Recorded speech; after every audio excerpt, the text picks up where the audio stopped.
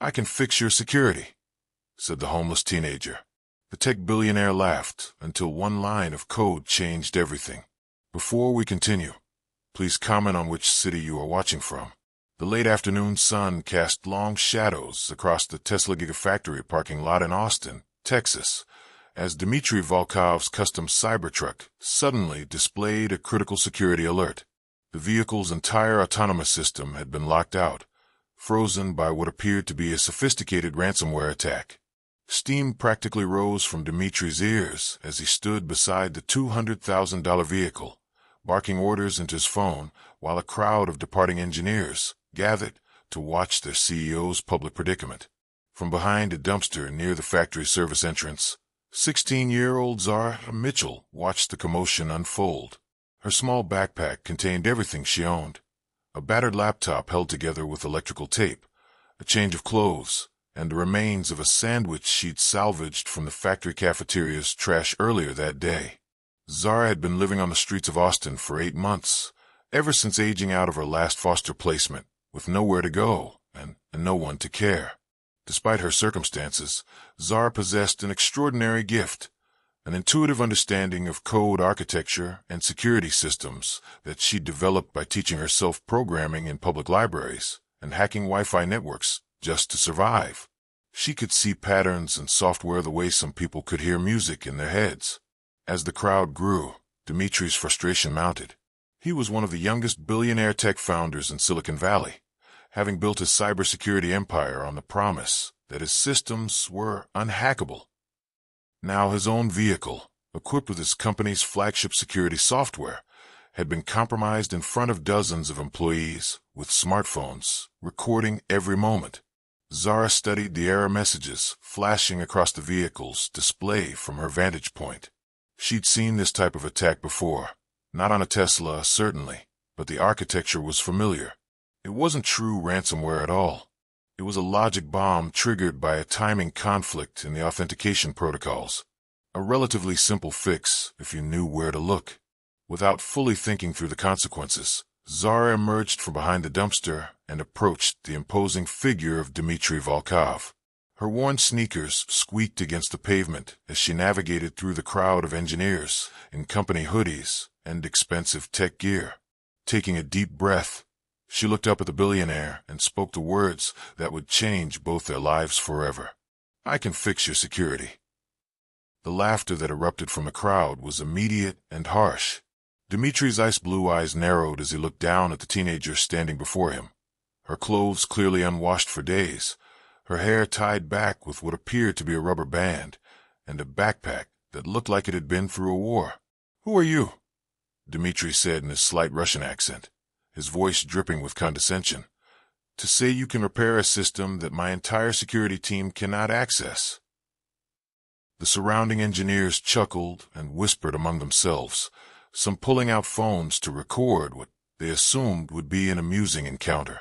One engineer muttered loudly enough for everyone to hear, "Probably just wants money for drugs." Zara stood her ground, her chin raised defiantly despite the intimidating presence of the billionaire and the mocking crowd. "My name is Zara, and I know code," she said simply, her voice steady despite her racing heart. "The problem isn't ransomware. It's a cascading authentication failure triggered by a timing conflict in your vehicle-to-cloud handshake protocol. The error pattern indicates the system locked itself out, trying to prevent what it perceived as a brute force attack, but it's actually just your own security layers fighting each other." Dmitry's expression shifted from amusement to irritation. He had board meetings to attend, investors to reassure, and a company image to protect. Here he was being lectured by a homeless teenager who probably had never seen the inside of a computer science classroom. "Listen, kid," he said dismissively, waving his hand as if shooing away an insect. "This is a Tesla Cybertruck with custom security firmware, worth more than most people earn in 5 years. You cannot possibly understand the complexity of military-grade encryption and autonomous vehicle architecture." But Zara had already moved closer to the vehicle, her sharp eyes analyzing the error codes cycling across the dashboard display. She'd spent countless nights in Austin's public libraries studying cybersecurity papers and reverse engineering software just to understand how systems worked. She'd learned more about code architecture from necessity than most people learned in graduate programs. "Sir," she called out to Dmitri, "do you have a diagnostic port access? All I need is a USB connection and 5 minutes. The fix is elegant once you understand what's actually happening." The crowd's laughter intensified, but Zara ignored them. She'd faced ridicule before. Living homeless in one of America's wealthiest tech hubs meant constantly being underestimated, dismissed, and treated as invisible. Dmitri checked his expensive Patek Philippe watch impatiently. His security team was still 30 minutes away, stuck in Austin traffic. Against his better judgment, and more out of morbid curiosity than actual belief, he gestured toward the vehicle. "Fine," he said, his voice heavy with skepticism. "But when you fail, and you will fail, you leave immediately. And if you damage anything, I'm calling the police." Zara pulled her battered laptop from her backpack and connected it to the vehicle's diagnostic port. As her fingers flew across the keyboard, she explained what she was doing in clear terms, her voice carrying a confidence that seemed impossible given her circumstances. "Your security system has 7 authentication layers," she said, her eyes never leaving the screen. "Each layer has a different timeout threshold. When environmental factors, temperature fluctuations, network latency, GPS signal variance cause even microsecond delays, the layers start perceiving each other as threats. It's like having 7 guards who've never met each other all trying to verify the same person's identity simultaneously. Eventually, they lock everything down rather than risk a breach." The engineers had stopped laughing. A few moved closer, watching her screen with growing interest. "The solution isn't to break the encryption or override the lockout," Zara continued, her fingers dancing across the keyboard. "It's to introduce a synchronization protocol that allows the authentication layers to communicate their timing variations. You create a buffer that accounts for real-world latency while maintaining security integrity." Within minutes, Zara had written and deployed a patch that synchronized the conflicting authentication layers. The crowd had swelled to nearly 70 people, drawn by word spreading through the factory that something impossible was happening in the parking lot. As Zara disconnected her laptop and stood up, wiping her hands on her worn jeans, she looked at Dmitri directly. "Try the ignition now." Dmitri, now genuinely curious despite himself, slid into the driver's seat and pressed the start button. The Cybertruck hummed to life smoothly, all systems showing green, the security alert completely resolved. The dashboard displayed a message: "System restored. New synchronization protocol active." The silence that followed was deafening. Dmitri sat in his driver's seat, staring at the dashboard in disbelief, as every indicator showed optimal performance. The crowd of engineers stood frozen, witnessing something that challenged their fundamental assumptions about intelligence, capability, and the correlation between education and expertise. Zara stood beside the vehicle, her laptop still clutched in her hands, waiting patiently for Dmitri's response. She'd learned to read situations quickly. Survival depended on knowing which way the wind was blowing. Slowly, Dmitri stepped out of the vehicle, his expression unreadable. For a man who had built his empire on the belief that cybersecurity expertise required advanced degrees and years of formal training, this moment represented a profound shift in his worldview. Yet here stood a homeless teenager who had just solved a problem that had completely stumped his credentialed team. "How?" was all he managed to say, his voice barely above a whisper. Zara shrugged, a gesture that seemed impossibly mature coming from someone so young. "I pay attention to patterns," she said simply. "When you don't have money to buy software, you learn to understand how it works from the inside out. I've been teaching myself code since I was 12. Public library computers, free online courses, reverse engineering open source projects. Wealthy or poor, logic doesn't change. Good code is good code." Her words hit Dmitri like a physical blow. He thought about his own education, Stanford computer science degree, followed by an MIT graduate program, all funded by family wealth. Yet this teenager, with no formal training and living on the streets, possessed an intuitive understanding of systems architecture that humbled him completely. She hadn't just fixed his vehicle. She'd exposed the limitations of his own privileged perspective on intelligence and capability.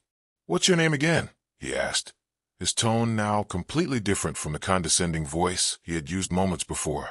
"Zara Mitchell," she replied, then gestured toward the dumpster area where she'd been hiding. "I've been staying near the factory for the past few weeks. The Wi-Fi signal reaches the parking lot, and sometimes I can pick up network traffic to study. I wasn't trying to cause trouble. I was just trying to learn." Dmitri followed her gaze and understood immediately. While he had been inside his climate-controlled factory, disrupting the automotive industry, this remarkable teenager had been outside in the Texas heat, teaching herself advanced cybersecurity just to survive. The contrast struck him like a fist to the chest. "Zara," he said carefully, "what you just did, it wasn't just technically proficient. It was elegant. The kind of thinking that builds companies. That synchronization solution is actually better than anything my team has developed." The crowd was dispersing now, but several engineers continued recording, sensing they had witnessed something significant. Zara looked up at Dmitri with eyes that seemed far too wise for her 16 years. "Mr. Volkov, I've seen your company's work. You talk a lot about democratizing security and making technology accessible. But here's the thing. Tomorrow I'll still be homeless, and you'll still be a billionaire. And most people will still think kids like me can't do things like this. They'll still see me as a problem to be removed rather than a person with something to contribute." Her words contained a truth so profound and simply stated that Dmitri felt his entire belief system shifting. He had always attributed his success to his superior technical skills and innovative thinking, never fully acknowledging the massive advantages his wealth, education, and connections had provided. This teenager had just demonstrated that raw talent existed everywhere, regardless of economic circumstances or formal credentials. "Zara," he said, making a decision that would alter both their futures. "What if I told you that didn't have to be true? What if there was a way to change that equation?"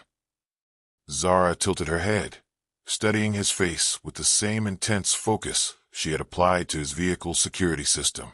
Years of foster care and street survival had taught her to be suspicious of adult promises. "What do you mean?" Dmitri knelt down to her eye level, something he had never done with any employee or business partner. "I mean, what if we could prove that cybersecurity genius has nothing to do with Stanford degrees or family wealth? What if we could show the world that the next breakthrough might come from someone living behind a dumpster instead of in a Silicon Valley mansion?" For the first time since the encounter began, Zara's confident demeanor wavered slightly. She had learned early in life that when things seemed too good to be true, they usually were. But something in Dmitri's expression suggested this was different, that her simple act of competence had triggered something larger than either of them had expected. "I don't understand," she said quietly. Dmitri stood up, his mind already racing with possibilities. "Neither do I completely," he admitted. "But I think we just started something important, Zara Mitchell. Something that's going to change both our lives and maybe the entire tech industry." 3 days after the Cybertruck incident, Dmitri found himself waiting outside a youth homeless shelter at exactly 6 p.m., the time when residents were allowed back inside after spending the day looking for work or attending mandatory job training programs. He had spent those 3 days in unprecedented contemplation, his usual business routine disrupted by thoughts of the remarkable teenager who had challenged everything he believed about talent and opportunity. His executive team had questioned his sanity. His board had expressed concern about his judgment, but Dmitri had insisted on pursuing what he was now calling the Mitchell Initiative. When Zara emerged from the shelter with her battered backpack, she stopped short at seeing the impeccably dressed billionaire waiting for her. Today he wore jeans and a hoodie, his attempt at being less intimidating, but the clothes probably cost more than 3 months of shelter rent. "Mr. Volkov," she said, surprise evident in her voice. "Is your truck broken again?" "No, Zara. My truck runs perfectly thanks to you, and our entire security team has been studying your synchronization solution. It's actually being implemented across our entire vehicle fleet." He paused, studying her face. "I've been thinking about our conversation, about what you said regarding talent and opportunity. I have a proposition for you, but it's complicated, and I need you to hear me out completely before you decide anything." Zara's eyes narrowed with the cautious wisdom of someone who had learned to be suspicious of adult promises. "What kind of proposition?" "The kind that could change everything," Dmitri replied honestly. "But first, I need to understand your situation better. You're 16, living in a shelter, with skills that would make senior engineers at my company jealous. How did you end up here?" They walked to a nearby coffee shop, Zara's first time inside a Starbucks in months, and over the next hour, she told him her story. Parents killed in a car accident when she was 8. A series of foster placements where her intelligence was seen as threatening rather than valuable. Foster parents who wanted gratitude and conformity, not questions and curiosity. The final placement that had ended in accusations she'd stolen when she tried to fix their computer without permission. Age out of the system at 16, with nowhere to go and no support network. "I taught myself code because it was the only thing that made sense," Zara explained, nursing her first coffee in months. Foster parents came and went, schools changed constantly, but logic was consistent. If you wrote good code, it worked. Period. Nobody could take that away from me. Dmitri listened with growing understanding. His own childhood had been privileged, but emotionally distant, wealthy Russian immigrant parents who measured success in achievements and credentials. But at least he'd had stability, resources, and opportunities. Zara had built her skills from nothing, driven by pure necessity and natural aptitude. "Here's what I'm proposing," Dmitri said finally. "I want to offer you a full scholarship to any coding boot camp or technical program you choose. Housing assistance, living expenses, health coverage. Everything you need to focus on developing your skills without worrying about survival. And when you're ready, a position at my company with full equity and competitive salary." Zara stared at him for a long moment, her expression unreadable. Then she said something that would reshape his entire proposal. "And what about all the other kids like me?" Dmitri blinked. "What do you mean?" "I mean," Zara said, her voice carrying unexpected intensity, "there are dozens of teenagers in that shelter, hundreds across Austin, thousands across the country, who aged out of foster care with nowhere to go. Some of them are brilliant. I've met kids who understand electrical engineering, data science, creative problem-solving in ways that would blow your mind.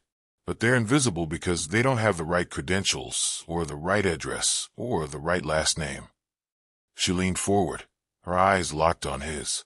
"If you're going to invest in proving that talent has nothing to do with privilege, then it can't be about just saving one person. That's a feel-good story that lets everyone else off the hook. It has to be about changing the system that made kids like me invisible in the first place." Dmitri stared at her in amazement. Even in considering an opportunity that could transform her entire life, Zara's first instinct was to think about others in similar circumstances.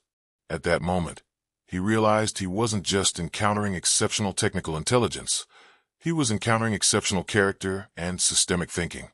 "Zara," he said quietly, "I think you just outlined something much bigger than either of us initially imagined." 6 months after that first meeting in the coffee shop, Zara Mitchell was debugging kernel-level code that would challenge most senior software engineers while simultaneously designing a curriculum for the first cohort of the Codebridge Academy, a comprehensive program that identified and supported exceptional technical talent in homeless youth and foster care alumni. The transformation had been remarkable, but not in the way Dmitri had initially expected.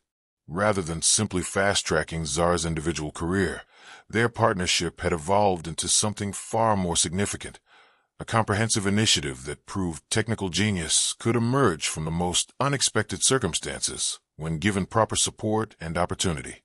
The Codebridge Academy, named by Zara to reflect its mission of creating connections rather than barriers, now occupied an entire floor of a renovated warehouse in East Austin. Unlike the sterile corporate offices Dmitri was accustomed to, This space buzzed with an energy that was both intellectual and deeply personal. Teenagers ranging from ages 15 to 19 worked alongside professional developers, their projects spanning everything from mobile app development to advanced cybersecurity to AI ethics. Zara, now 17, had become something unprecedented, a teenage technical prodigy who refused to leave her community behind.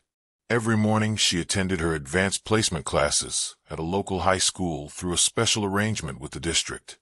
Every afternoon she worked in the academy's labs and workshops. Every evening she returned to a small apartment she shared with 2 other former shelter residents, where they studied together and looked out for each other the way foster care and the streets had taught them. She insists on maintaining connection to her roots, Dimitri explained to Elena Rodriguez, the social worker he'd hired to support the program's participants. They were watching through a window as Zara demonstrated API security principles to a group of younger students, her explanation simultaneously sophisticated and accessible. Most talented young people in her situation would want to distance themselves from their past completely, Elena observed. Zara wants to transform her entire community. She understands that individual success without collective uplift is ultimately hollow. Through the window, they watched as Zara helped Marcus Thompson, an 18-year-old who taught himself Python while living in his car, troubleshoot a database optimization problem. Marcus, identified through the Academy Street Outreach Program, had demonstrated exceptional aptitude for back-end development despite having dropped out of high school after his parents kicked him out for being gay. "If we increase the connection pool here," Marcus was saying, his voice carrying the excitement of discovery, "we could reduce query latency by almost 40%. "Exactly," Zara replied, beaming with pride at his insight.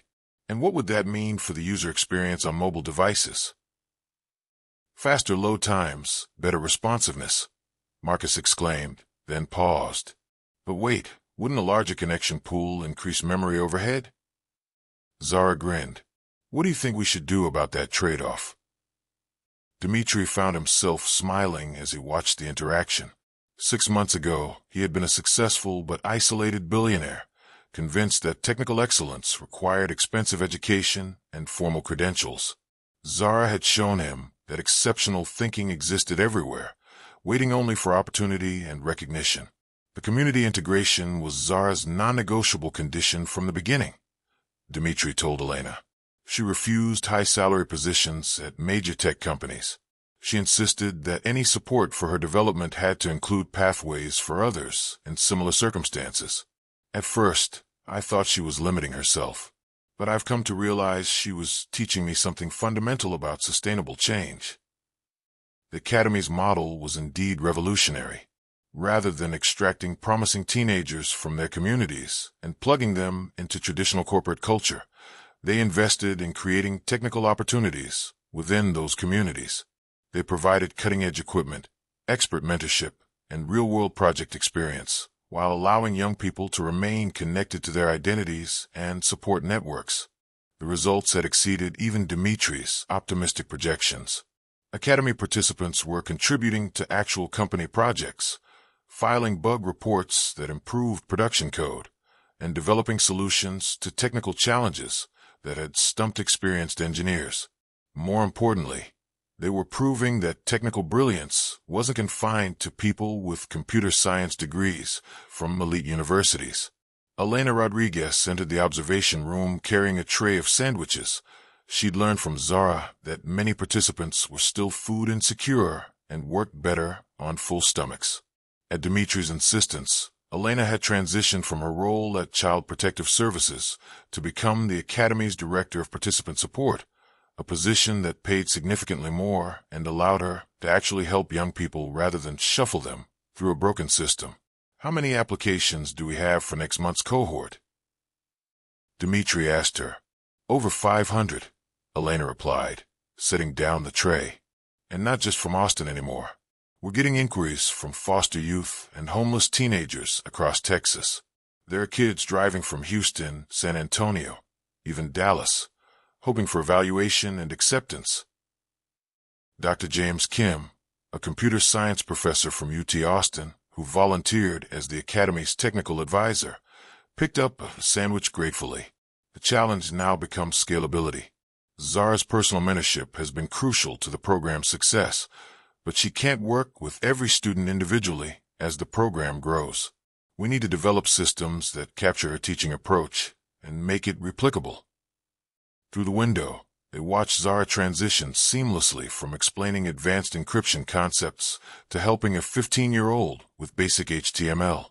Her patience was infinite, her enthusiasm infectious. More importantly, she had an intuitive understanding of how to meet each student at their level of comprehension while gently challenging them to reach higher. "She's already thinking about that," Dmitri said quietly. "Last week she presented me with a detailed proposal for a peer mentorship network. More experienced students would be trained to teach newer ones, creating a self-sustaining learning ecosystem. She even included cost projections, implementation timelines, and suggested metrics for measuring effectiveness." Elena laughed softly. "That sounds like Zara. She can't just fix one problem. She has to redesign the entire system." As if sensing their observation, Zara looked up from her work and waved at them through the window. Her smile was genuine, but Dmitri had learned to read the subtle signs of exhaustion around her eyes. Despite her extraordinary capabilities, she was still a 17-year-old carrying responsibilities that would challenge most adults. "Are we asking too much of her?" Dmitri voiced the concern that had been growing in his mind. "She's become the face of this entire initiative, but she's still a teenager who experienced significant trauma.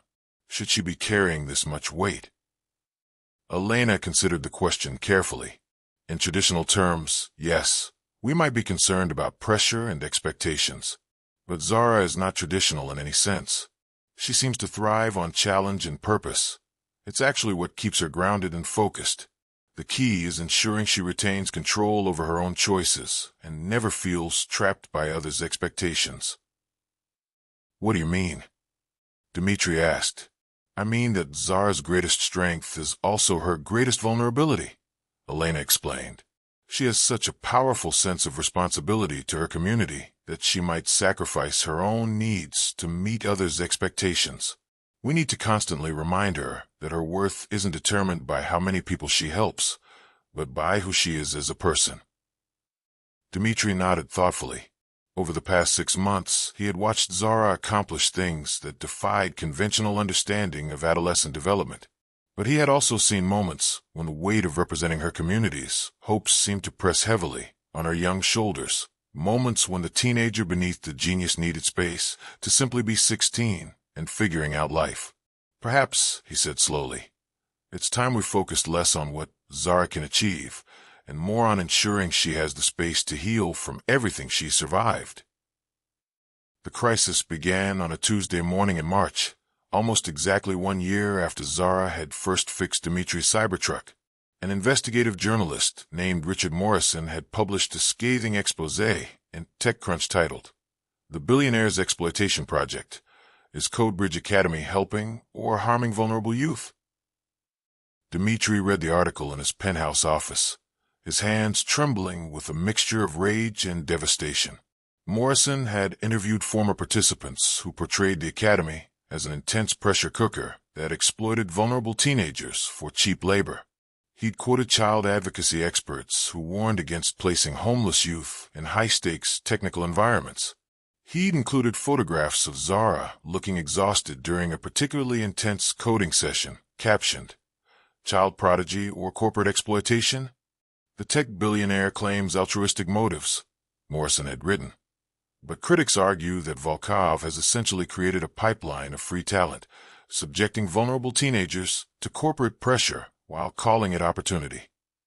These young people, many with histories of trauma and instability, are being turned into code factories for a man looking to enhance his progressive credentials and access discount labor. By noon, the story had gone viral. #ShutDownCodeBridge was trending on Twitter, with thousands of people demanding investigations into the program. Protesters had gathered outside the academy carrying signs reading, "Exploitation is not opportunity," and "Stop using homeless kids as PR props." News crews filmed from across the street, turning the participants' learning sanctuary into a media circus. Dimitri's phone rang continuously with calls from board members, investors, and crisis management consultants. His company's stock price had dropped 2% in the first hour of trading as investors worried about reputational damage. But all of that paled in comparison to his real concern, how this public scrutiny was affecting Zara and the other students. When he arrived at the academy, he found Elena Rodriguez standing in the main lab, surrounded by silent teenagers and staff members. The usual buzz of creative energy had been replaced by an atmosphere of uncertainty and fear.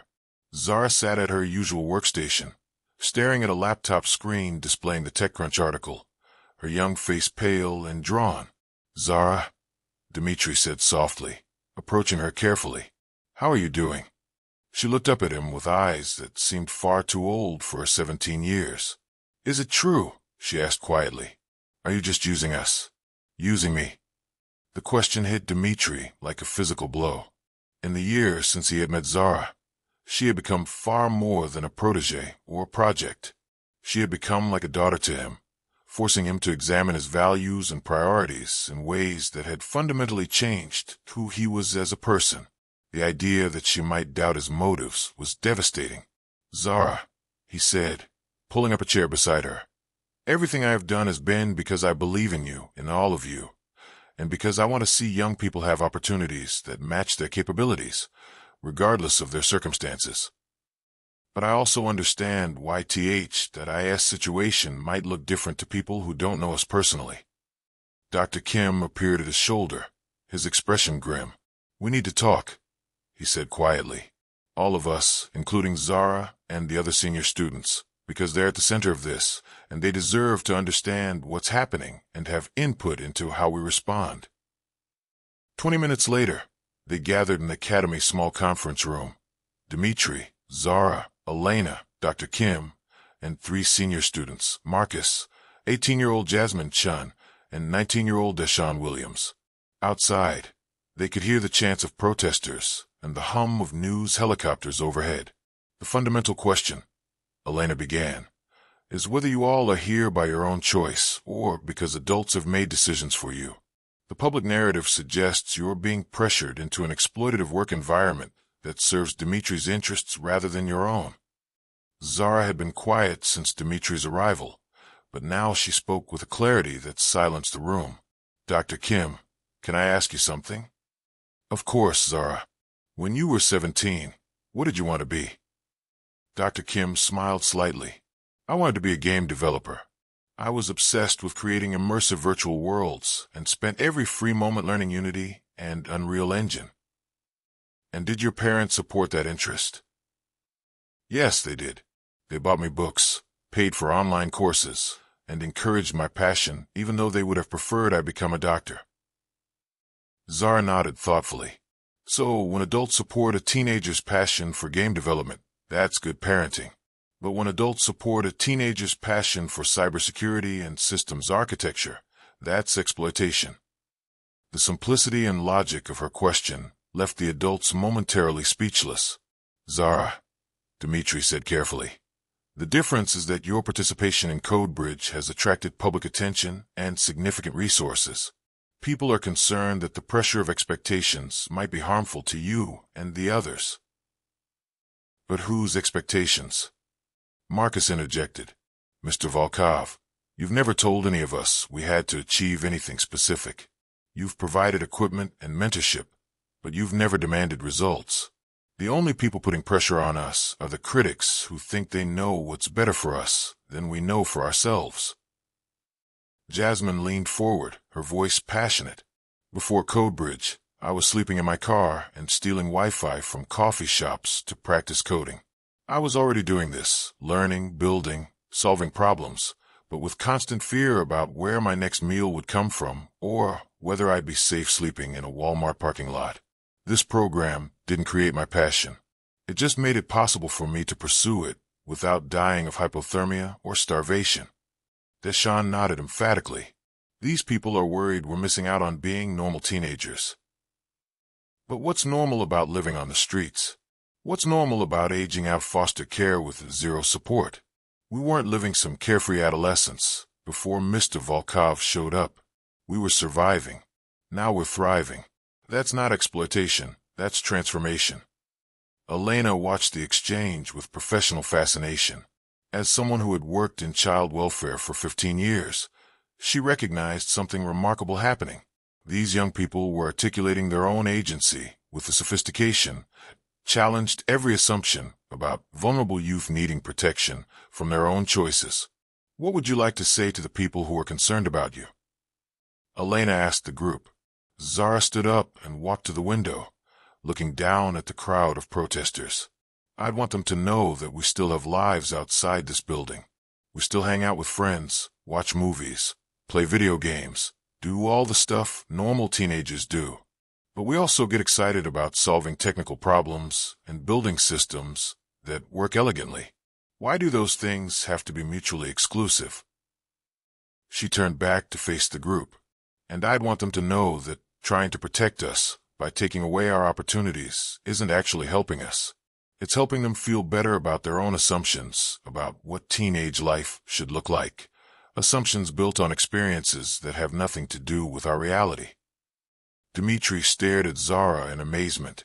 In the span of 15 minutes, the 17-year-old had articulated a defense of their work that was more compelling than anything his team of lawyers and PR consultants had developed. She had identified the core issue with startling precision, the conflict between protecting young people and empowering them to pursue their authentic interests. Zara, he said slowly, would you be willing to speak publicly about your experience, to help people understand your perspective? Zara turned back to face the group, her expression serious but determined. Yes, she said quietly, but not to defend you, Mr. Volkov. To defend the right of teenagers like us to be who we actually are instead of who adults think we should be. To defend our right to choose challenge over comfort, purpose over protection. Marcus stood up beside her. We all should speak, together, because this isn't just about Zara. It's about all of us, and every kid who's been told they're too young, too damaged, too different to pursue what they're passionate about. The decision to allow the Codebridge students to address the media controversy directly was not made lightly. After 2 days of intense discussion involving child advocates, legal experts, and crisis communication specialists, it was Zara who proposed a solution that would ultimately reshape the entire narrative. Rather than a traditional press conference, she suggested hosting an open house at the academy where journalists could observe daily operations and interview students, staff, and participants' chosen support people without the artificial constraints of a staged media event. If people want to understand what we do here, Zara explained to the planning committee, they need to see it, not just hear about it. Let them watch Marcus explain his API security project. Let them see Jasmine teaching basic Python to newer students. Let them talk to Elena about the support systems we have in place for mental health and stability. Let them talk to us without handlers and scripts. Elena initially resisted the idea, concerned about exposing vulnerable teenagers to hostile media scrutiny. But as the protests continued and more negative stories appeared in various publications, it became clear that a defensive posture wasn't sustainable. The Academy's work was too important, and these young people's voices too powerful, to allow misconceptions and paternalistic fears to destroy everything they had built. On the morning of the open house, Richard Morrison arrived early, accompanied by a photographer and camera crew. His previous article had sparked a controversy, but he had agreed to participate in what he termed a more comprehensive examination of the Academy's work. Dmitri greeted him professionally, though the tension between them was evident. Mr. Morrison, he said, extending his hand, thank you for coming. Our students are looking forward to showing you what actually happens here. Mr. Volkov, Morrison replied coolly, I hope you understand that my presence doesn't indicate any change in my concerns. I remain deeply skeptical of any arrangement that places vulnerable teenagers in high-pressure technical environments. Before Dmitri could respond, Zara appeared at his side. dressed in her usual jeans and Codebridge hoodie, looking remarkably calm for someone about to face hostile scrutiny. "Mr. Morrison," she said, extending her own hand. "I'm Zara Mitchell. I read your article about me, about us. Would you like to see what actually happens here? Not the version you wrote, but the reality?" Morrison studied Zara carefully, perhaps looking for signs of coaching or duress. Instead, he encountered a poised, articulate teenager who seemed genuinely enthusiastic about sharing her experience. "Yes," Morrison said slowly. "I would very much like to see that." What followed was perhaps the most unusual journalism assignment of Morrison's career. Instead of conducting formal interviews in conference rooms, he found himself following Zara and other students through a typical day at Codebridge, observing interactions that revealed a complex and nuanced reality his initial article had failed to capture. The first stop was the Fundamentals Lab, where Zara spent an hour each day working with newer students aged 15 to 17. Morrison watched as Zara helped 16-year-old David Santos understand basic principles of object-oriented programming using a simple game development example. "David, what happens when we create this player class?" Zara asked, pulling up code on the shared screen. "It's like a template?" David replied hesitantly. "For making player characters?" "Exactly. And why would we want a template instead of coding each player individually?" David thought for a moment. "Because if we need to change something, we only have to change it once." "Perfect. That's the power of abstraction. You're not just writing code. You're designing systems that scale." Morrison found himself genuinely impressed by Zara's teaching ability, patient and encouraging without being condescending. But more striking was the obvious rapport between her and the younger students. This wasn't the clinical relationship between an exploited prodigy and her subjects that he'd expected to find. It was authentic mentorship built on shared experience. The morning continued with visits to various project teams. Morrison interviewed participants, each telling stories that challenged his initial narrative. Sophia Martinez, mother of 17-year-old Carlos, explained how her son had been dismissed as a troublemaker in traditional school, only to thrive at Codebridge, where his intense focus and unconventional thinking were recognized as strengths rather than disorders. "Carlos couldn't sit still in regular classes," Sophia explained. "But here he can work on problems for 8 hours straight when he's interested. He comes home excited about algorithms and system design. I never thought I'd see him excited about learning anything." Perhaps most compelling were Morrison's conversations with the older students who'd been part of the program since its inception. 19-year-old Jasmine Chun, who joined Codebridge after 2 years of homelessness following family rejection of her sexuality, spoke with startling eloquence about how the program had transformed her life trajectory. "Before I came here, I was coding on borrowed library computers and teaching myself from free online resources," Jasmine told Morrison candidly. "I was already doing the work because I loved it, because solving problems was the only thing that made sense when the rest of my life was chaos. Codebridge didn't pressure me into anything. It just made it possible for me to do what I was already passionate about without wondering where I'd sleep or what I'd eat." "But don't you feel pressure as the face of this program?" Morrison asked. "Don't you feel used?" Jasmine laughed. "Used? Mr. Morrison, before this program, I was sleeping in parks and getting harassed by cops for existing. I was brilliant and broke and invisible. Now I'm a junior developer at a real tech company. I'm mentoring other kids like me, and I have a stable place to live. If that's being used, I'll take exploitation over abandonment every single time." As the day progressed, Morrison found his skepticism gradually giving way to something approaching wonder. The academy was indeed an unusual environment, but the unusualness seemed to spring from its success in recognizing and nurturing potential that society had written off as worthless. The teenagers were engaged, articulate, and obviously thriving. Their chosen support people, Elena, Dr. Kim, various mentors, were dedicated professionals who clearly cared about the students as human beings, not just technical resources. The afternoon culminated with a presentation by the senior cohort to a group of visiting software engineers from major tech companies interested in the Codebridge model.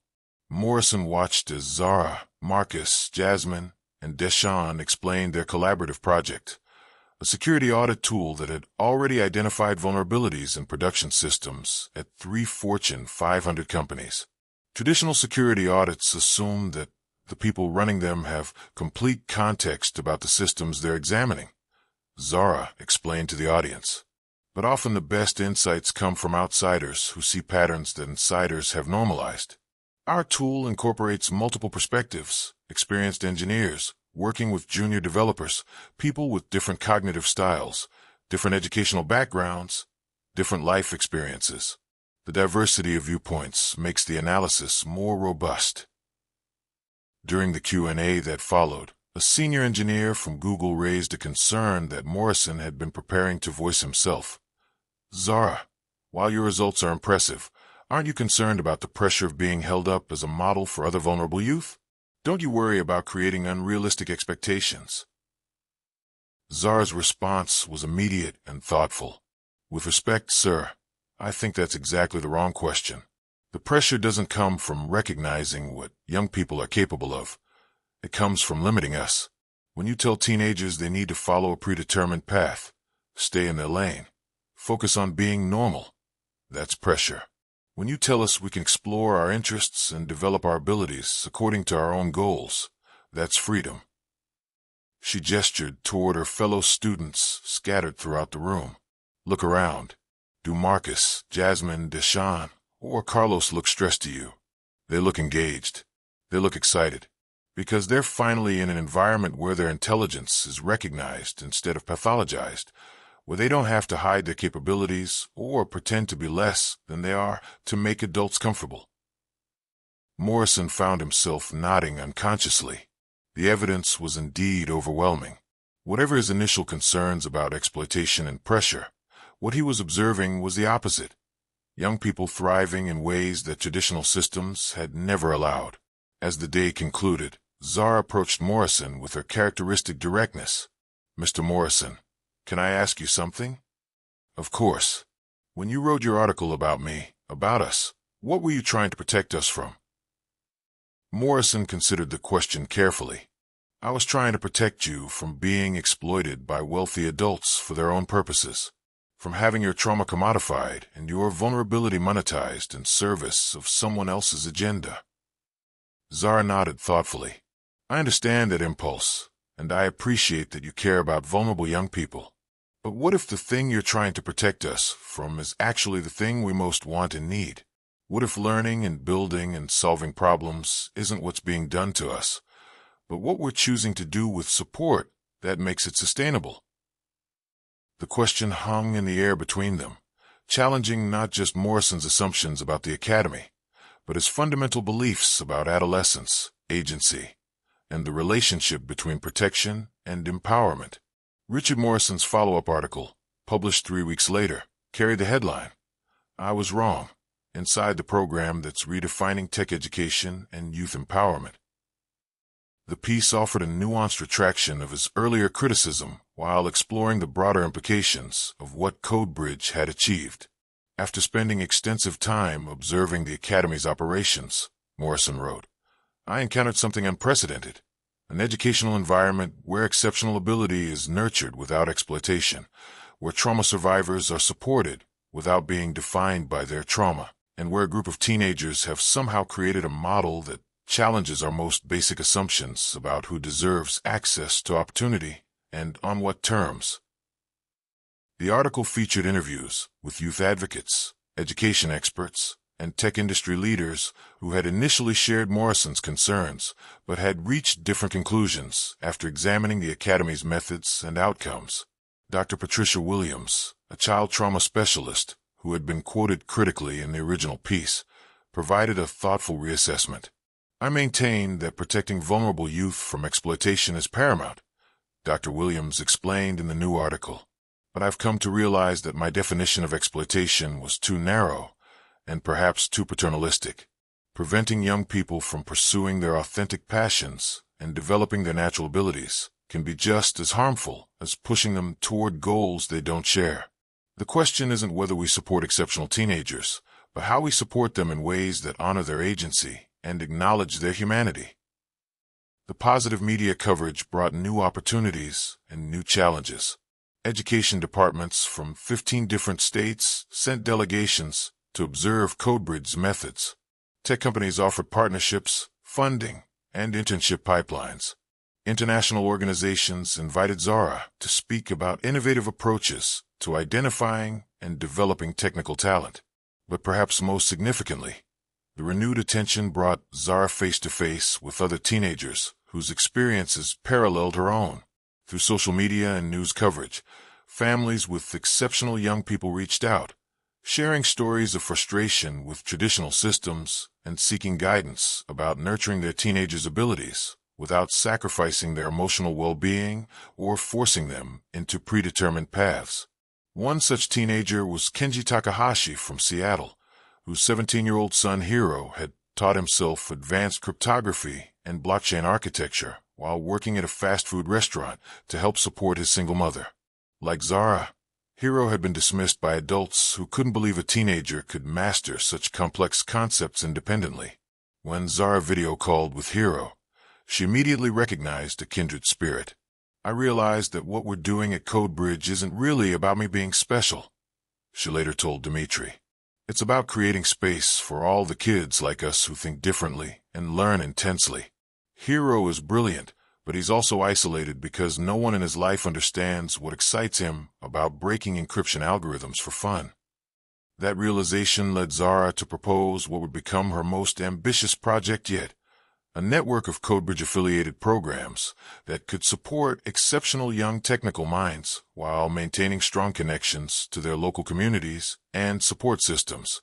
Rather than requiring teenagers to relocate or leave their support networks, the network would provide resources, mentorship, and peer connections across geographic boundaries. We could use technology to connect young developers and security researchers all over the world, Zara explained to the Academy's advisory board. Hiro could work on cryptography projects with other young security specialists in different cities. Marcus could share his back-end architecture designs with teenagers working on similar problems. We could create a community of learners who understand each other, even if they're thousands of miles apart. Dimitri listened to Zara's proposal with a mixture of pride and amazement. In the 18 months since he had met her, Zara had evolved from a remarkable individual coder into a visionary leader who understood how to scale innovative solutions while preserving their essential humanity. Her proposal wasn't just about technical education. It was about creating support systems for young people who often felt isolated by their exceptional abilities in difficult circumstances. Dr. Kim, who had become Zara's closest technical mentor, raised important questions about implementation. "Zara, the concept is brilliant, but coordinating programs across multiple states and potentially multiple countries would require significant infrastructure and careful quality control. How do we ensure consistency while maintaining the flexibility that makes our local program successful?" Zara had clearly anticipated the question. "We start small and grow organically. We begin with 5 cities, places that already have emerging tech communities and significant populations of foster youth or homeless teenagers. Each location gets a local coordinator who understands their specific community context. We provide training, resources, and ongoing support, but we don't dictate methods. Each location adapts our principles to their circumstances." She pulled out her laptop and displayed a presentation she'd been developing. "I've been researching successful distributed education models, including coding bootcamp franchises and youth development networks like Big Brothers Big Sisters. The key is balancing consistency of values with flexibility of implementation. Every site has to maintain our core principles: community integration, student agency, holistic support, but how they achieve those goals should reflect local culture and needs." Elena Rodriguez, who had been quietly observing the discussion, finally spoke. "Zara, this sounds transformative, but are you sure you want to take on this kind of responsibility? You're still only 17. You should have space to just be a teenager sometimes." Zara turned to Elena with an expression of deep affection and respect. "Elena, you've taught me that when you've been given opportunities that others haven't, You have a responsibility to create pathways for those who come after you. This isn't a burden, it's an honor. And it's not about me playing savior. It's about building systems that work for everyone, not just the lucky few who get noticed. The room fell silent as the adults absorbed the profound maturity of Zara's response. Dmitri found himself once again humbled by her combination of technical brilliance and moral clarity. She had identified a fundamental gap, the isolation experienced by exceptional young people from difficult circumstances, and developed a scalable solution that addressed both individual needs and systemic barriers. Zara, Dmitri said slowly, what you're proposing would require significant expansion of our funding and organizational capacity. Are you prepared for that level of complexity? Zara looked at him with a slight smile. Mr. Volkov, 18 months ago you were prepared to help one homeless kid who fixed your truck. Look how that turned out. Sometimes the most important things start with ideas that sound impossible. Over the following weeks, Zara threw herself into developing the network concept with characteristic intensity and thoroughness. She researched youth development models from around the world, studied the logistics of multi-site coordination, and reached out to potential partner organizations in target cities. Her energy was infectious, inspiring the entire CodeBridge team to think bigger about their mission and potential impact. The breakthrough came when Dr. Sarah Chun, Morrison's colleague at TechCrunch and a researcher studying innovation in technical education, visited the academy and encountered Zara's network proposal. As someone who had spent years documenting how successful programs scaled sustainably, she immediately grasped the significance of what Zara was envisioning. This could work, she told Dmitri and Zara after reviewing the plans. More than that, this could revolutionize how we think about technical education for marginalized youth. Instead of trying to force exceptional teenagers into traditional academic pathways or corporate training programs, you are creating parallel support structures that allow them to remain integrated in their communities while accessing appropriate challenges and peer connections. Dr. Chen's endorsement came with an offer of partnership. Her research institute at Stanford was interested in providing academic credibility and longitudinal studies to help the network concept attract serious attention from policymakers and funders. More importantly, her connections in the education technology field could help develop the digital platforms necessary to support long-distance collaboration between participants. What we're really talking about, Dr. Chen explained to a gathering of potential funders, is democratizing access to technical opportunity. CodeBridge's model proves that you don't need elite institutions or wealthy families to nurture extraordinary talent. You need vision, commitment, and the willingness to prioritize individual potential over institutional convenience. As plans for the network took shape, Zara found herself at the center of something much larger than she had initially imagined. Media requests came from around the world. Tech companies offered sponsorships and partnerships. Publishers approached her about writing a book about her journey and educational philosophy. But perhaps most meaningfully, messages arrived daily from teenagers and young adults who had felt isolated and undervalued until they learned about Zara's story and the CodeBridge model.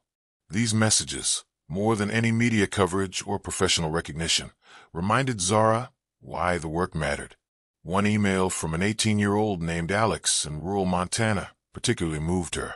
Alex had been teaching himself machine learning and AI ethics since age 14, but had no one in his conservative small town who understood or supported his interests. He'd been labeled as antisocial and obsessed by teachers and peers who couldn't understand his passion for algorithmic fairness and bias detection. When I saw your TechCrunch interview, Alex wrote, I cried because I realized I wasn't broken or weird. I just needed to find my people. There are other young developers out there who understand why I get excited about training datasets and model interpretability instead of football and parties. Maybe someday I could work on AI ethics projects with other teenagers who care about this stuff as much as I do. Reading Alex's email, Zara felt a weight of responsibility that came with being visible, but also the profound satisfaction of knowing that her story was creating hope for young people who shared her experiences. The network wasn't just an organizational concept. It was a lifeline for teenagers who had been waiting for someone to recognize that their differences were strengths, not disorders. 18 months after the Cybertruck incident, Zara Mitchell stood before the Senate Committee on Education and the Workforce in Washington, D.C., testifying about the future of technical education and youth development. At 18 years old, she was one of the youngest people ever to provide expert testimony on education policy, but her presence felt entirely articulating a vision that could transform how America thought about talent, opportunity, and natural. The girl who had once fixed a broken vehicle on an Austin parking lot was now a relationship between formal credentials and actual capability. "Distinguished committee members," Zara began, her voice carrying clearly through the Senate chamber, "I stand before you not as an exceptional case, but as proof of an exceptional truth. Technical brilliance exists in every community, in every economic condition, and in every circumstance. The question is not whether talent is distributed equally. It is whether opportunity is distributed equally." The CodeBridge network had grown to encompass 31 sites across 12 states, serving over 800 teenagers who demonstrated exceptional technical abilities despite, or perhaps because of, their difficult circumstances. Each location maintained the original academy's core principles of community integration and student agency, while adapting methods to local cultures and needs. The results had exceeded even the most optimistic projections. In Detroit, 17-year-old Maya Johnson was developing accessibility technology for people with disabilities. In Phoenix, 16-year-old Carlos Rivera was creating water management systems for desert agriculture. In Philadelphia, 19-year-old Jamal Washington was building financial literacy platforms for underserved communities. Each of these young people remained deeply connected to their home communities while participating in a national network of teenage innovators. The traditional model of education assumed scarcity. Zara continued her testimony. Scarce resources, scarce opportunities, scarce talent worthy of investment. But our experience has proven that abundance is possible when we stop limiting young people and start empowering them. When we provide tools instead of barriers, support instead of skepticism, connection instead of isolation. Dimitri watched from the gallery, still amazed by the journey that had brought them to this moment. The ruthless tech CEO, who had once measured success purely in market valuation and competitive advantage, had become a passionate advocate for reimagining how society identifies and develops human potential. His relationship with Zara had evolved from patron and protege to partners in a mission that had reshaped both their lives and hundreds of others. The personal transformation had been as significant as the public impact. Dimitri's company had fundamentally restructured around principles of community investment and employee development. His board of directors, initially skeptical of his philanthropic distractions, had come to recognize that his involvement with CodeBridge had enhanced rather than diminished his business insight and leadership. Zara didn't just change technical education. Dimitri had explained to a conference of business leaders the previous month. She changed how I understand success itself. True innovation doesn't come from hoarding talent at the top. It comes from recognizing potential everywhere and creating pathways for it to flourish. But the growth and recognition had not come without ongoing challenges. Maintaining quality and consistency across 31 sites required constant attention.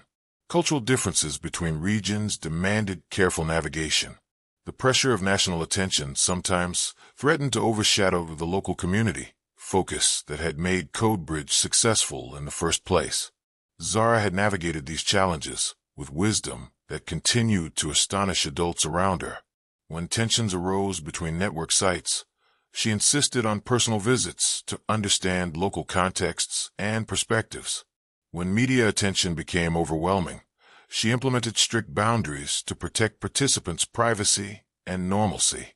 When funding pressures threatened to compromise educational principles, she advocated for slower growth rather than diluted quality.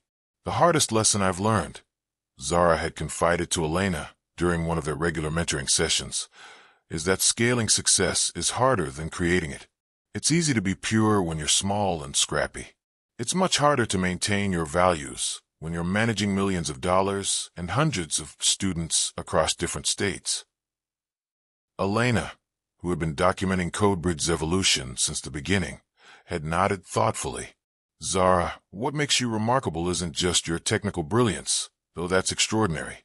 It's your ability to maintain perspective and humanity despite enormous pressures. You understand that the work is about the teenagers you serve, not about building an empire or cementing your legacy. The Senate testimony represented both a culmination and a new beginning. Zara's presentation outlined a comprehensive plan for scaling innovative technical education nationally while preserving local autonomy and cultural identity within any federal framework. We propose not a standardized national curriculum, Zara explained to the committee, but a flexible national network, a system that connects young people across state lines while respecting regional differences, that shares resources while honoring diversity, that promotes excellence while ensuring inclusion and accessibility. The response was immediate and overwhelming. Committee members from both parties requested follow-up meetings to discuss implementation strategies. The Department of Education indicated interest in pilot funding. Tech industry associations offered to establish internship pipelines and mentorship programs. But perhaps most importantly, the testimony sparked conversations in communities across America about how to identify and support exceptional young people who didn't fit traditional molds. Social media filled with stories of teenagers demonstrating their skills, sharing their struggles with conventional systems, and expressing hope for more inclusive approaches to education and development. Elena Rodriguez, now the National Director of Student Support for the CodeBridge Network, watched Zara's testimony from her office in Austin, still amazed by her former charge's evolution. The transition from managing one local program to coordinating a national network had been challenging, but Elena had learned from Zara the importance of maintaining authentic connections, even as systems scaled. She's still the same teenager who fixed that truck, Elena reflected in an interview later that day. Success hasn't changed her core values. It's just given her bigger platforms and better tools. She still codes for fun, still mentors younger students personally, still worries about every participant's well-being like their family. The only difference is that now her definition of family includes 800 teenagers across 12 states. As Zara concluded her Senate testimony, she returned to the personal story that had started everything. 18 months ago, I approached a stranger whose vehicle had broken down. I offered to help because I believed I could make a difference, even though everyone around me laughed at the possibility. Today I stand before you with the same belief and the same offer. We can fix the systems that waste human potential. We can create opportunities for every young person to discover and develop their unique capabilities. We can choose to invest in abundance rather than accept artificial scarcity. She paused, scanning the chamber filled with some of the nation's most powerful lawmakers. The question is not whether change is possible. The question is whether we have the courage to stop protecting young people from their own potential and start empowering them to pursue it. Thank you. The applause that followed lasted nearly 7 minutes, but Zara's focus was already shifting to the next challenge. After the testimony, she would meet with education officials, participate in policy discussions, and continue the detailed work of building systems that could support exceptional teenagers across America. But first, she had promised video calls with Alex from Montana, who had just been admitted to MIT's computer science program, and with Hero from Seattle, who had received a research internship studying cryptographic security. These connections, teenager to teenager, coder to coder, survivor to survivor, remained the heart of everything Zara had built. As the Senate chamber gradually emptied, Zara stood quietly at the witness table for a moment, reflecting on the journey that had brought her from sleeping behind dumpsters to testifying before Congress. The girl who had seen a problem and believed she could fix it had grown into a young woman who saw broken systems and refused to accept that they couldn't be repaired. The work was just beginning.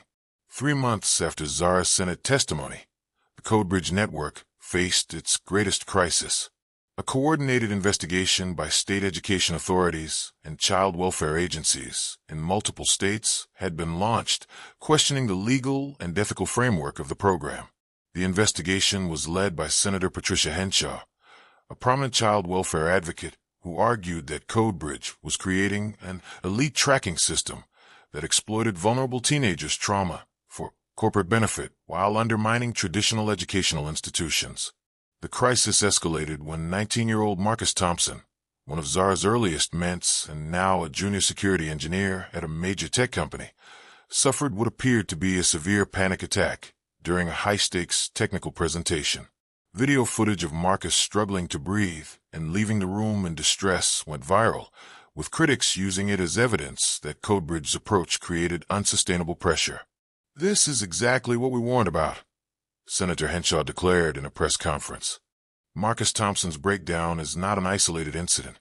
It's the inevitable result of treating traumatized teenagers as technical resources rather than human beings who need time to heal before facing adult-level responsibilities. Zara watched the footage of Marcus's panic attack with a mixture of heartbreak and determination.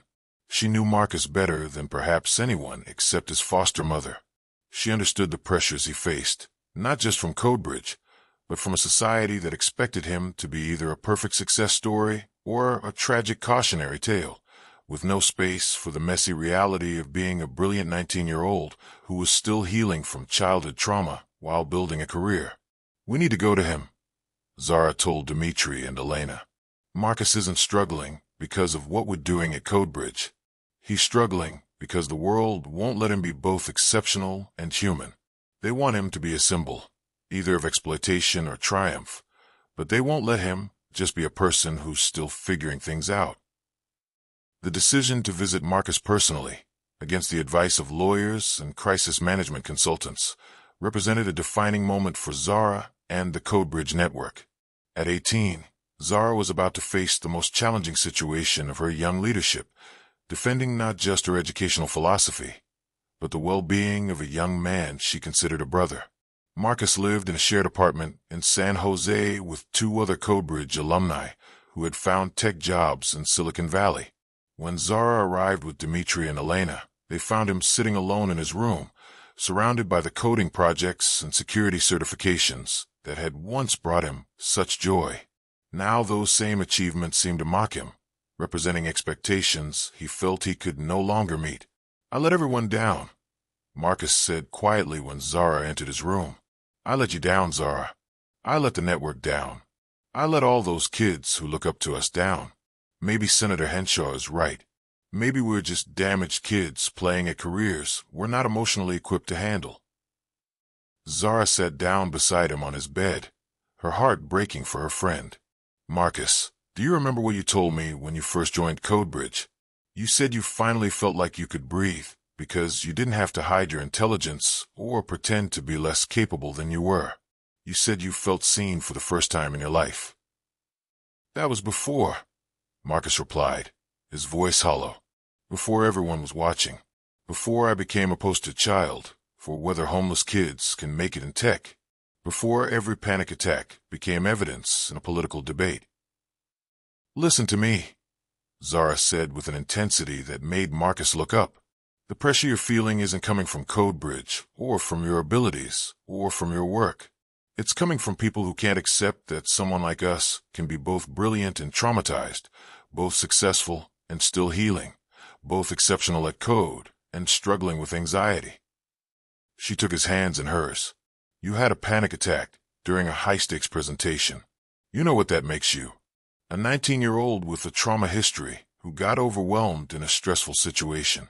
It doesn't make you a failure or a fraud or proof that our approach is wrong. It makes you human." Over the next 3 hours, Zara, Marcus, Elena, and eventually Dimitri had the most honest conversation of their collective journey. They talked about the impossible expectations placed on young people from difficult backgrounds, how society wanted them to be either perfect success stories or complete failures, with no room for the complicated middle ground where most human beings actually lived. "The system wants origin stories, not real stories," Marcus finally said. They want to hear that I went from homeless to tech genius with no complications. They don't want to know that I still have nightmares about living in my car, that sometimes I wake up panicking that this is all temporary, and I'll end up back on the streets. That success didn't magically heal all my trauma. It just gave me resources to process it more safely. Zara nodded emphatically. That's exactly what we need to tell people. We stop letting them create narratives about us and start telling our actual stories, the messy, complicated, real ones. We show them that healing and achieving aren't linear processes, that you can be brilliant at your job and still need therapy. That success doesn't erase your past. It just gives you tools to build a different future. Elena watched the exchange with professional and personal admiration. What if, she said slowly, we created something that documented this reality? Not a defensive press release or a carefully managed PR campaign, but an honest exploration of what it actually means to be exceptional young people healing from trauma while building careers. The idea that emerged from that conversation would transform not just the immediate crisis, but the entire public understanding of how exceptional ability and personal struggle coexisted in real human beings. Zara proposed that CodeBridge create a comprehensive documentary project featuring unflinchingly honest interviews with network participants, their support people, and mental health professionals. The project would show the full reality of their experiences, the technical achievements and the emotional struggles, the breakthrough moments and the setbacks, the extraordinary skills and the ordinary human needs. We stop performing for people's expectations, Zara explained to the network's leadership team the following week. We stop trying to prove we're either perfectly damaged or perfectly healed. We just show reality. We're young people with significant abilities and significant challenges, and both of those things can be true simultaneously. Marcus stood beside her, his presence a powerful statement. We show that having a panic attack doesn't invalidate everything I've achieved. That needing therapy doesn't mean I'm not capable of doing excellent work. That being traumatized and being talented aren't mutually exclusive. They're just different facets of the same complicated human beings. The decision to move forward with the documentary project despite ongoing investigations and hostile political attention represented the ultimate test of CodeBridge's values. They would either emerge with greater legitimacy and public understanding, or face the possibility that their transparency could be used against them. As cameras began rolling and interviews commenced, Zara realized that everything they had built, every teenager they had supported, every life they had changed, every assumption they had challenged, now depended on their willingness to tell the truth even when it was uncomfortable, complicated, and impossible to reduce to simple narratives. 6 months later, Real Code, Real Lives, The Truth About Exceptional Youth, premiered simultaneously at the Tribeca Film Festival and in community centers throughout the CodeBridge network. The documentary, produced in partnership with several major streaming platforms, but maintained under the participants' creative control, presented an unflinchingly honest portrait of what it meant to be an exceptional young person healing from trauma while building technical skills and careers. The film's most powerful moments came not from showcasing coding brilliance or career success, but from revealing emotional authenticity. Marcus Thompson appeared prominently throughout, discussing his panic attack with remarkable vulnerability and explaining how his CodeBridge community had helped him understand that mental health struggles didn't invalidate his technical capabilities. I learned that having anxiety doesn't make me weak or incapable, Marcus said in one of the film's most quoted segments. It makes me human. The problem was never that I was struggling. The problem was that everyone expected me to struggle silently and perfectly, like some kind of robot programmed for success. CodeBridge taught me that I could ask for help, take mental health days, and still be an excellent engineer. The documentary's impact was immediate and transformative. Education policies in dozens of states were revised to better support students with trauma histories. Tech companies implemented new approaches to internships and entry-level hiring that acknowledged the relationship between technical skill and emotional complexity. Most importantly, public conversation shifted from whether exceptional youth from difficult backgrounds should be supported to how such support could be provided most holistically and humanely. Senator Patricia Henshaw, who had led the investigation that sparked the crisis, issued a public statement acknowledging that her concerns, while well-intentioned, had been based on incomplete understanding. She requested meetings with CodeBridge leadership to discuss collaborative approaches to supporting vulnerable young people. "I was so focused on protecting teenagers from potential exploitation," she admitted in a televised interview, "that I failed to recognize the very real harm of limiting their opportunities for growth and self-determination based on my own assumptions about what trauma survivors need. These young people taught me that protection and empowerment aren't opposites. They're complementary when done thoughtfully." Zara, now 19, had grown into a confident leader whose influence extended far beyond technical education. Her approach to problem-solving, combining analytical rigor with emotional intelligence and community focus, had attracted attention from leaders in business, technology, education, and social policy. Yet she remained grounded in her original mission and deeply connected to her roots. She still lived in Austin, sharing an apartment with 2 other CodeBridge alumni. Every evening, she could still be found mentoring younger students, reviewing code, or simply spending time with friends who had known her long before she became a public figure. The coding competitions and conference speaking invitations were balanced with movie nights, hiking trips, and the ordinary pleasures of being 19. Dimitri, whose own transformation had been as remarkable as Zara's rise to prominence, had restructured his entire business philosophy around principles of community investment and human development. His company's profits had actually increased as employee satisfaction and innovation flourished under more supportive and flexible management practices. Zara didn't just change technical education, Dimitri reflected during an interview marking the documentary's release.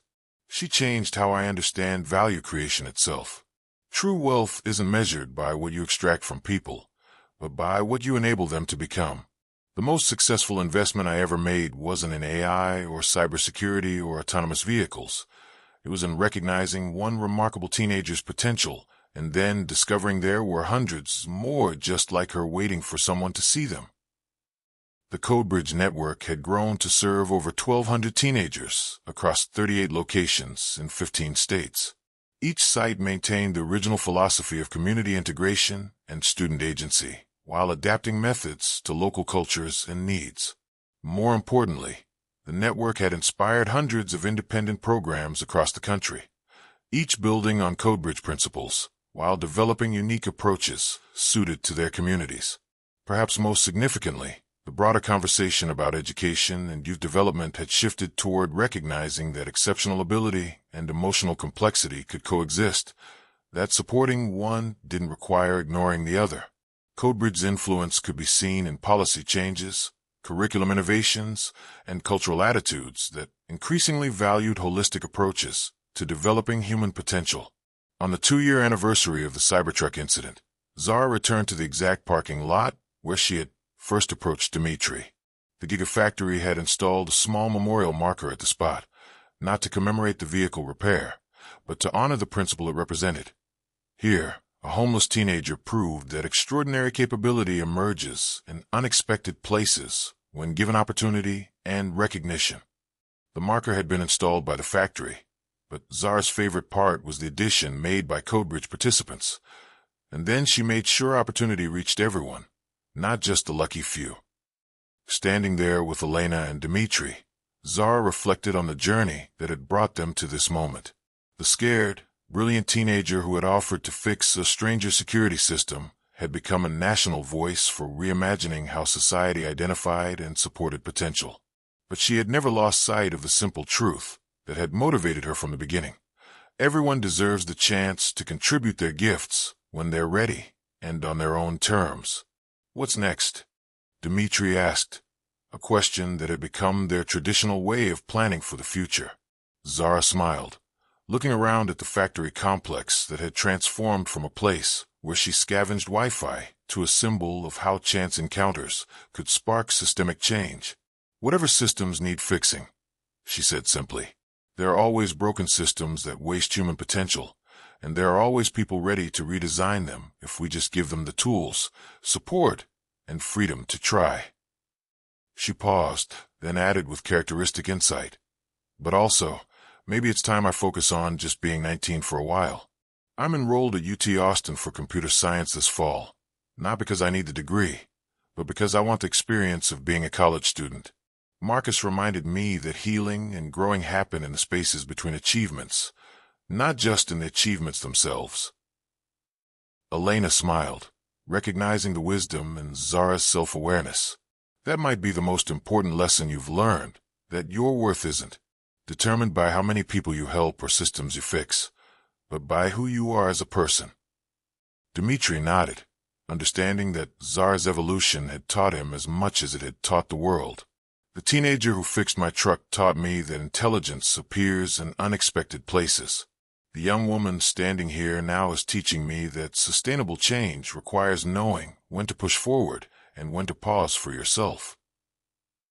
Every community contains young people with exceptional capabilities, waiting to be recognized and supported. Right now in your city, there are teenagers with brilliance that society has written off because of their circumstances, their backgrounds, or their differences from conventional expectations. Zara Mitchell's story began with one act of recognition, seeing potential where others saw only problems. You have the power to create similar transformations. Whether you're an educator, employer, mentor, community leader, or simply someone who believes in human potential, you can make a difference. Start by questioning assumptions about who deserves opportunities and on what terms. Notice the young people around you whose interests don't fit traditional molds. Advocate for educational approaches that honor individual strengths rather than enforce conformity. Consider mentoring a teenager from difficult circumstances, supporting organizations that serve vulnerable youth, or simply creating space for young people to pursue their authentic interests without judgment or limitation. The future belongs to those who recognize that exceptional ability exists everywhere, waiting only for someone to acknowledge its value and provide appropriate support. Zara's journey from parking lot to policy influence proves that transformative change begins with one person willing to see possibility where others see limitation, and then refusing to be satisfied with helping just one person when systemic change is possible. Your moment to recognize potential is happening right now. Somewhere in your community, a brilliant young person is waiting for someone to see them clearly. Will that someone be you?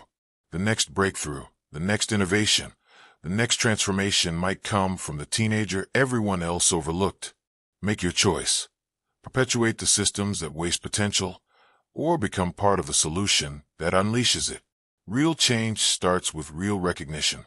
The code that changes everything might be written by hands you'd never expect, if those hands are given keyboards, support, and the freedom to create.